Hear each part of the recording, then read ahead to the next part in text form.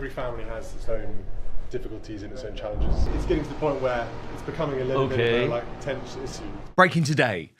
Prince William has cast off a disastrous month for the British royal family and given his most personal interview ever.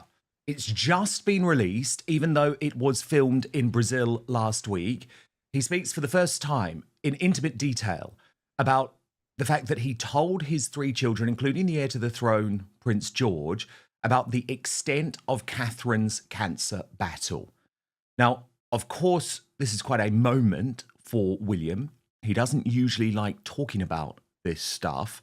And it comes actually as his anger grows about the fact that his own family pushed him off the front pages last week, including, by the way, these terrible, embarrassing pictures which have just emerged of Prince Harry and Meghan Markle inside that Kardashian party on Saturday night. These were only released by 70-year-old Kris Jenner, by the way, after the moans about the fact that she didn't include Harry and Meghan in the first edit of the pictures. So we will get to that in just one moment. But first, I want to turn to Prince William and this Brazilian TV interview where he reveals that, of course, there were difficult questions that the children had as he opens up about parenting and how, as a family, they deal with the challenges thrown at them. Watch this first part.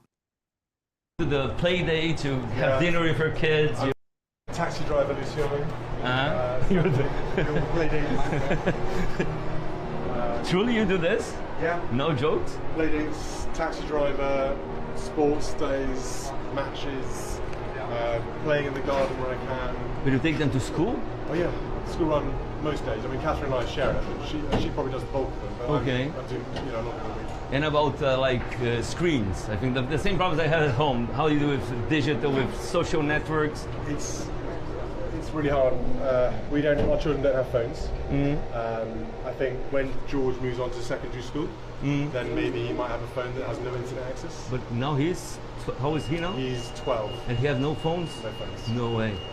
And to be honest, it's getting to the point where it's becoming a little bit of a tense issue. But I think he understands why. We communicate why we don't think it's right. And again, I think it's the internet access I have a problem with. I think children can access too much stuff they don't need to see online. And so having a phone and text message, the old sort of brick phones they call them. Now, this is William at his best, isn't it? Because not only is he being honest about the fact that, yes, there are currently tensions between me and my son, who just so happens to be the future King of England, about the fact that his mates all might have phones, but I'm not allowing him to have one. Contrast it to the way that Harry and Meghan talk about this issue. And it's all about bringing down the big tech giants.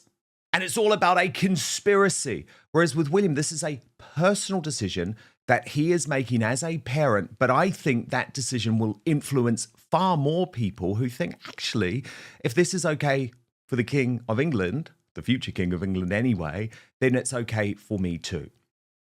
But then the next part of the interview was far more personal.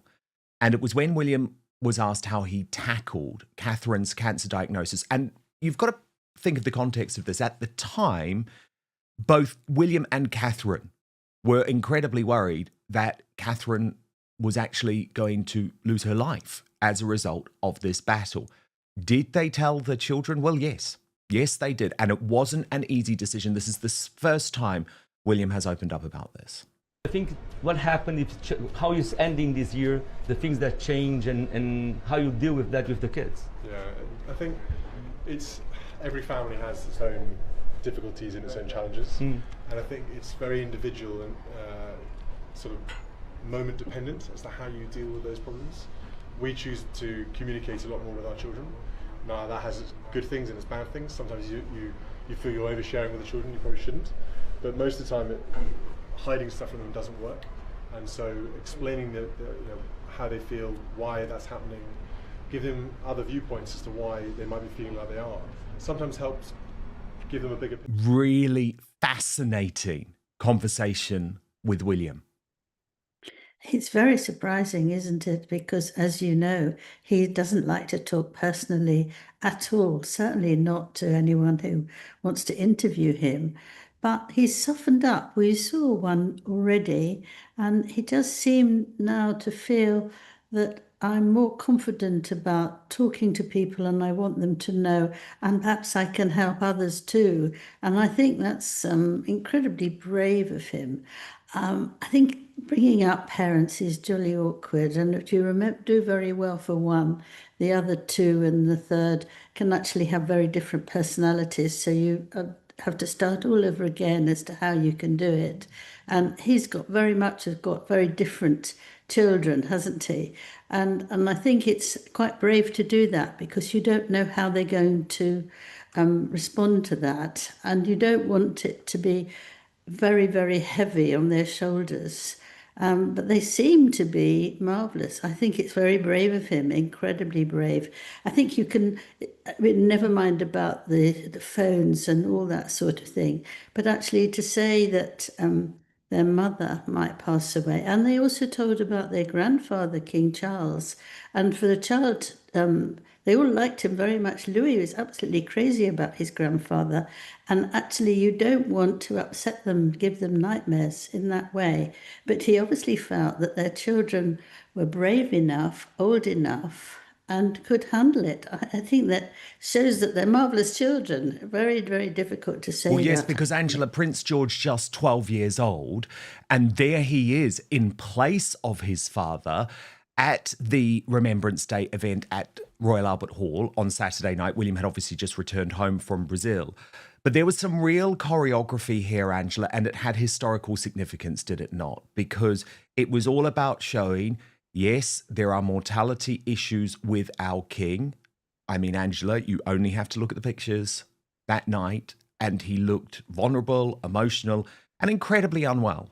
Incredibly unwell, covered in makeup, because, of course, he is trying to hide the effects of this ongoing cancer treatment. And God bless him for continuing his duty in a way that his mother would have been proud of, Angela. But George knows, and they're going to be safe with this, they're going to be slow with this, it's going to be gentle, but he knows that there is a reason at just 12 years old that he is going to be seen a little bit more. It's a difficult thing, but I'm pretty confident that William and Catherine are dealing with this in a mature way. And as William said in that interview, part of that involves being very open about what's really going on. So your grandfather isn't in the best place, and that's why we need to see more of you. They're dealing with their children almost as adults, which can work extremely well, that you can tell them things, you trust them, they know a lot. But if you treat them like babies and that they talk to them in that way, it's a very, very different child that you're bringing up. I've always talked to my three as if they're adults too, confided in them to an extent, and actually made them sure that they were one of us rather than a very different mob in the corner. I love that, indeed. And when you compare it and contrast it to the very awkward and uncomfortable and unusual and, let's be honest, quite weird upbringing that Archie and Lily are going through, as if they're sort of the new Michael Jackson children in Montecito, it's a very different thing. And Angela, look, I've got to take you through what's been going on with Harry and Meghan after this disastrous appearance at Kris Jenner's 70th birthday party on Saturday night, which received so much criticism, of course, because Meghan didn't bother to wear a poppy. Harry was there at exactly the same moment that his family were officially taking part in those very poignant royal duties. And then yesterday, Kris Jenner releases this slideshow of all of the big stars who are at the event and doesn't include Harry and Meghan, which is, of course, like the ultimate diss. So as Toomey pointed out 7 hours ago, Kris posted a bunch of photos and Harry and Meghan weren't in them. They must have called and complained because Kris just posted the pictures with them. Now, let's look at these pictures, Angela, because they are so uncomfortable. Look at Harry. Yeah. He's got his face to face to Kris Jenner, and Meghan looks very cross. She's standing upright and she's not enjoying that. No, Don't and you and there's agree some with others. me? You I agree with do, me? I do. And then look at that. Meghan is not happy because obviously Kris is more interested about the fact that Harry is there. But if you look at the next picture, it just shows you Meghan wanted to be the belle of the ball at this event. But it's all quite mortifying for them, Angela, because if you also see, they were captured in the background of some other pictures that Kris Jenner put up. And that's where you see the real Harry, right? Meghan's loving the party. He looks miserable and completely uncomfortable to be there. I thought he would feel a bit guilty to go there on that day, which is so important to all of us, but also especially Harry. He's always talking about it. And yet when it's on there, he's just doing something that he really doesn't like. And that he And I always said this was never going to be what their life in California was. yeah. The Royal News Network posted on this. Another 2 pictures have posted up, and neither are all that good. Harry and Meghan seem awkward, as if they have a tenuous connection to this crowd, but haven't really integrated. They're not in any of the big group shots. And the more pictures you see, the more it becomes apparent how much like Andrew and Sarah they are. They're completely attracted to power and influence and more than willing to throw away their standards to chase the fortune they can't generate on their own. But then Charlotte Griffiths, who, Angela, you know we've spoken about her because she's become a bit of a propagandist for Harry in recent months, the editor-at-large of the Mail on Sunday. She went on GB News, Angela, and argued that Harry was forced to show up. So she's trying to defend him and push the blame onto Meghan Markle. I'll get your reaction, Angela, but first I just want to show you what she had to say. But Harry is a veteran himself. Harry just last week went to Canada while his brother was in Belize, in Brazil, trying to, I suppose, in some way, steal a bit of attention from his brother, but also to support veterans in Canada. Now, this is a really important weekend for Harry. He, I'm sure, wishes he was in London at the Cenotaph, but because of his behaviour over the years, he hasn't been there. But to have gone out, he really should have stayed in. He knows this. He's been in the royal family for 41 years. He knows how it works. He knows that is a really stupid thing to do. And do you know what I really think? I just think he doesn't have any agency in the decision-making that goes on in his marriage. I really think if he'd had his way, he would have stayed in that night, because it's the obvious thing to do is not to go out partying on the Remembrance weekend. Angela, what do you make of that? Well, that's absolutely right. But that's his choice. And I've actually said to you many times that he's terrified of Meghan. If he hadn't gone with her, she needed him as her sort of slave or next door neighbour or something like that. She wanted him there for her, so that if for some reason she was left in a corner, there she was with the prince. He wasn't interested in that. Look, he's pulling her along, looking extremely unhappy. But, you know, he's got to fight her. If he doesn't want to fight her and he wants to give in completely to her, then that's his fault. And it's quite interesting because I felt like this a long time ago, and you felt like it a long time ago. But now people are actually saying, well, you know, poor old Harry. It's not poor old Harry. This is poor old, a very unhappy Harry who made the wrong mistake. Made a mistake. Sorry, the right mistake. Yeah, 100%. And the colour from inside the event is just even more humiliating, Angela.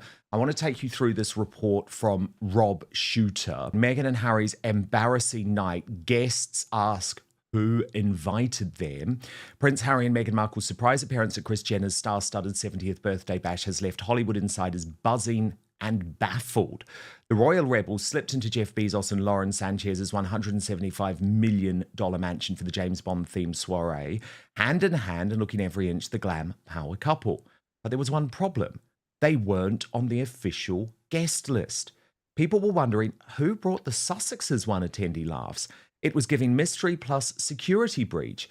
Even megastars like Oprah and Kim Kardashian swore they didn't extend the invite. In Hollywood, everyone assumes someone else did a sauce ad. Witnesses say the pair looked polite but distant and exited before Bruno Mars hit the stage. They smiled, mingled for 10 minutes, then vanished, another insider revealed. One thing's for sure, even at Chris's most exclusive bash, Harry and Meghan proved they're still the ultimate uninvited guests. So Yeah. whether that's true or not, Angela, the point is what's so interesting is they still have people briefing against them. Yes. Well, it's been for a long time. That's why they either buy the tickets to go somewhere or else they just turn up. I mean, we've seen it so many times now. In Paris, she did that. She's determined to be absolutely in the front. For her, it's an A thing to be with all the, Kris Jenners and all that lot. She's absolutely thrilled by it.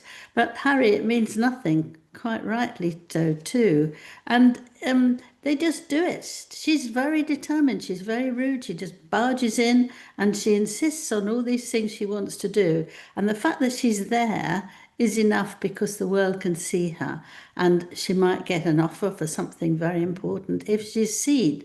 But it's very easy to work it out that nobody wanted them at all. Their whole popularity is absolutely fell right down for nothing because people can see they've been so rude about the royal family, so rude about the king who is not well, so rude about Catherine who has not been well, and they are just a very nasty couple.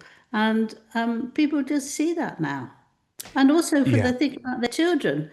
Why don't you turn them round so people can see them? Nobody's going to go after them, and this way you're showing every sort of type of child they are, so that you can actually work out virtually what they look at, and they don't, and it's just horrible for them. And this child at 4, she's still got a nappy on. Well, she's supposed to be brilliant. Meghan said she talks wonderfully and argues about things, and she's amazing. Well, she was like that, quite frankly. Children actually don't wear nappies at that age at all. Yeah, it's very interesting, isn't it? Angela, I've also got to ask you about the latest was never with Love Meghan disaster. So, as ever, and I use that term purposefully, as ever, Meghan got all of this wrong because do you remember she was insistent a few weeks ago that this was going to come out in November before Thanksgiving. It's now been delayed until the 3rd of December, which makes it even more awkward that she's not using the word Christmas anywhere because she's so woke. So she's got a Christmas special with Christmas decorations, but she will not use the word Christmas. She's calling it a holiday celebration. Now, the Royal News Network posts on this. I thought it was debuting in November. Did Meghan not just say that a couple of weeks ago? Oh, well, get ready for the most boring, pretentious, and basic Christmas tips of all. Come on, Meghan, just say Christmas, especially since this is airing after Thanksgiving.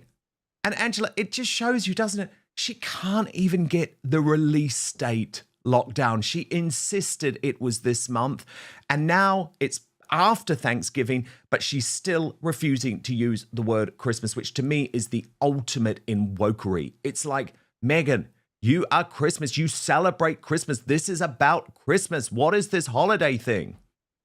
Yeah, but the other thing that makes me laugh is that all the drinking, the alcohol, has to be removed because they didn't get any allowance to have alcohol.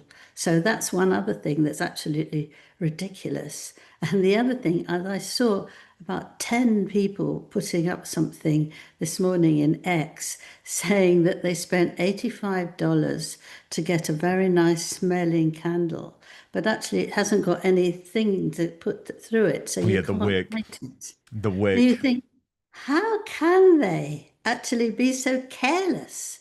See, it means that she's not really that interested. She thinks she's so interested. She tells us she's interested. She watches everything that everyone else does. She tastes it. It's very important to her. But actually, when it comes to it, she doesn't do any of these things properly. And presumably, she doesn't tell anybody else, please do it for me.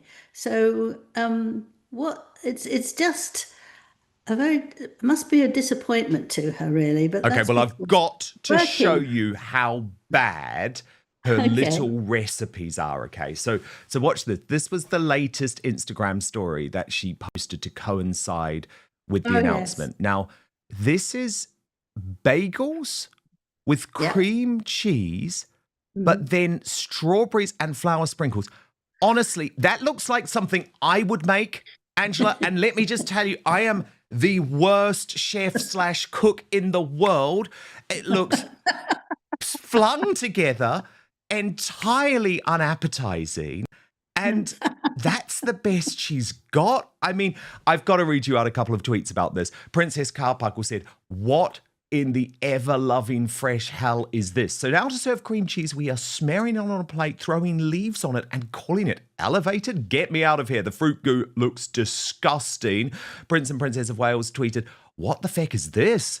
Is Meghan the worst food influencer you have ever seen? I swear to God, she makes everything look nasty." And I was thinking that, Angela, right? Because anyone knows me knows that I love my food, right? I absolutely love my food. But I am not touching that. It looks revolting. It does look revolting, actually. Yes, I don't think she's got a good idea of clothes or of how to design food. And I would have thought that turns your stomach and you pretend you're not very hungry that day. I mean, it is just really appalling. And also to put those little flowers, or I don't know what they are there. I mean, it's just a silly positioning, isn't it? It's awful. It's No, absolutely no awful. point. Absolutely no No, point. and I'm sorry, I'm really big on this. Like, I don't want strawberries on my savoury bagel with flour And they sprinkles. make them soggy. It makes it Absolutely not. soggy Yeah, very, awful. very quickly. Awful. And Quarter of an so we've hour. got her career collapsing, right? And then at the same time, Prince Harry's court case is collapsing, Angela. Look at these new headlines. Prince Harry drops key witness. In phone hacking case, the private investigator will no longer be called to give evidence against the Daily Mail publisher. Here's the report from the Daily Telegraph. The Duke of Sussex and others suing the publisher of the Daily Mail will not call a key figure at the heart of their case after he withdrew his cooperation. 5 of the 7 claimants, including Sir Elton John and Baroness Lawrence, had told the High Court that it was only because of confessions by private investigator Gavin Burrows that they became aware of a potential claim against Associated Newspapers. Mr. Burrows had apparently admitted that he was commissioned by the Daily Mail and the Mail on Sunday newspapers to target celebrities by hacking phones and bugging cars. But in a second written document submitted to the High Court, he strongly denied such activity, prompting Mr. Justice Nicklin, the judge presiding over the case, to warn the claimants that they may have to adjust their expectations of him in light of the contradiction. The claimants have now confirmed that they do not intend to call Mr. Burrows, but instead intend to rely on hearsay evidence in relation to the claims. In response, the court heard on Monday Mr. Burrows had written a third witness statement reasserting his strong denials. Now, Angela, you think that this case is absolutely tanking for Prince Harry and that the judge is fed up with his nonsense? The judge is very fed up with him. And he's just done a very good thing here. He said, you know, I can understand you being upset or angry, but it does never translate into a legal argument. Quite right. The fact that he's upset or cross, and we're going back for months and months and months. It's not. He can't actually use that to say he's got his own way. He doesn't understand it. It's a prince who doesn't know enough of the world that that's going to happen. But it's also him being very rude and saying, I am a prince, and if I'm angry, then I'm going to win this. But it's absolutely not. I mean, the Mail, I know, has been making huge efforts to try and find things that that he can't use and that makes everything much better. Very keen that they're not accused. And I remember when I worked there, we weren't allowed to do anything like that. We weren't allowed to try and get people's phone numbers or anything at all. And if we were ever found out trying to do that, we were finished. So, I mean, I've lived through that for quite a long time. Absolutely. And it is really worth pointing that out, Angela, because Harry tries to paint this picture of a completely corrupt industry. Now, like you, Angela, I spent 2 decades on Fleet Street, working at the Daily Mail, working at the News of the World, working at The Sun. Now, I've obviously turned on those publications since they've become corrupted in the mainstream media. But what I will say, and by the way, I swore on oath at the Leveson inquiry, okay? I swore on a Bible. I never, ever, in all of my reporting, used any illegal practices, never hacked a phone, never used a private investigator, neither did you. So this idea that Harry is trying to paint of an entirely corrupted media industry in the UK is just not right. I deplore the people who broke the law, but he is going too far for his own agenda, and it's because he wants the Daily Mail shut down and he wants Piers Morgan locked up. But look, Angela Levin, do stand by, because we're moving over to Substack now for the Royal Uncancelled After Show. And can you believe this? Meghan Markle has shared a touching message and an iconic video of Prince Harry to mark Remembrance Day, honouring all those who have served and sacrificed in military service. The Duchess of Sussex posted a video showing the Duke of Sussex suddenly running out of a television interview while serving in Afghanistan. The clip, originally recorded in 2013, captured the moment when an alarm sounded during Harry's interview. Calm but focused, he quickly removed his microphone and sprinted to join his fellow soldiers as other personnel rushed behind him. Alongside the video, Meghan shared a message paying tribute to veterans and active duty members of the armed forces. She expressed gratitude to all who have served, sacrificed, and continue to serve, adding that her husband has often said, "Once served, always serving." She emphasised that the couple honour veterans not just on Veterans Day, but every day. The post also included a photograph of Prince Harry speaking with a war veteran, symbolising his continued dedication to military and charitable causes. The tribute followed the Duke's recent visit to Canada, where he met reservists in Toronto. During the trip, Harry spent time with members of the Queen's Own Rifles of Canada and the Royal Regiment of Canada, highlighting the vital role they play in the country's armed forces. The Duke was seen smiling as he spoke with personnel about how they balance military duties with their civilian careers.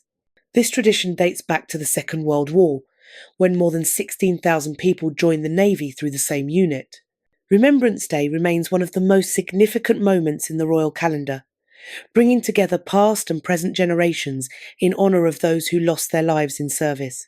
Earlier in the day, Princess Catherine, the Princess of Wales, led an emotional ceremony at the National Memorial Arboretum.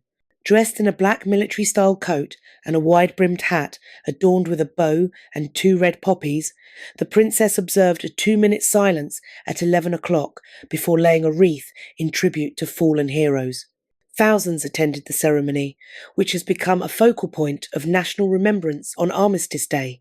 During her conversations with attendees, the princess shared that her son, Prince George, has recently become fascinated by model aircraft from the Second World War. She also spoke to the relative of a D-Day veteran, who told her that remembrance was all about family, and praised both her and Prince William for their continued support of the armed forces. The ceremony featured a poem specially commissioned from the Arboretum's poet in residence, R.G. Manuel Pillai. The poem reflected on the personal bonds and shared experiences that connect those who have served.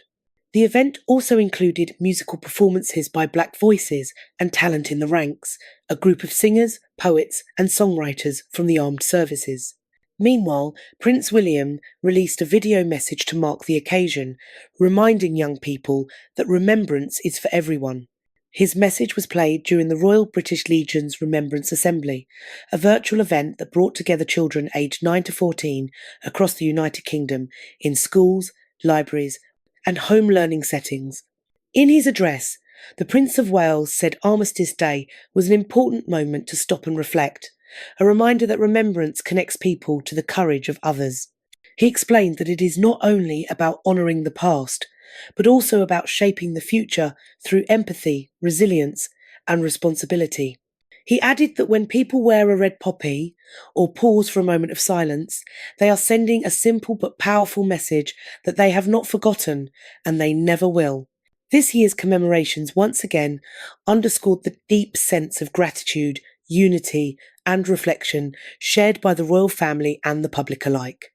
From Prince Harry's tribute to veterans abroad, to the solemn ceremonies led by Princess Catherine and Prince William at home, the royal family's Remembrance Day messages stood as a collective reminder of courage, service and sacrifice that continue to inspire new generations.